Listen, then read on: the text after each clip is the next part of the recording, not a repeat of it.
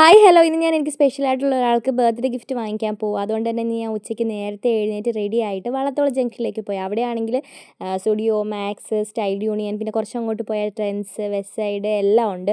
അപ്പം നമുക്ക് ഷോപ്പിങ്ങിന് എളുപ്പമാണ്. പിന്നെ എനിക്ക് അതുകൊണ്ട് ഷോപ്പിംഗ് ടൈമിൽ വിശക്കുമെന്ന് വെച്ചിട്ട് ഞാനൊരു ഷേക്ക് കുടിച്ചിട്ടുണ്ടായിരുന്നു. ഞങ്ങളതിന് ഷേക്ക് കടയെന്ന് പറയും, ശരിക്കും പേരുണ്ടോയെന്ന് എനിക്കറിയത്തില്ല.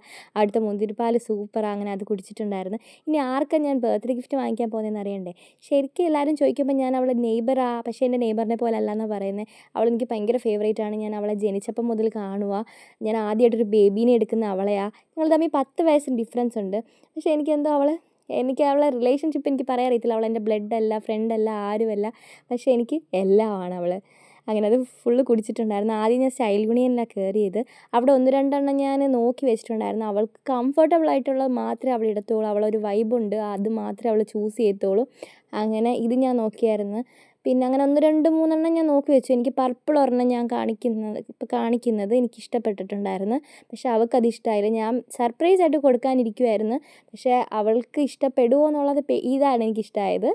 അവൾക്ക് ഇഷ്ടപ്പെടുമോ എന്ന് പേടിച്ചിട്ട് ഞാൻ അവളെ വീഡിയോ കോൾ ആക്കിയിട്ട് ഞാനെല്ലാം കാണിച്ചു കൊടുത്തു.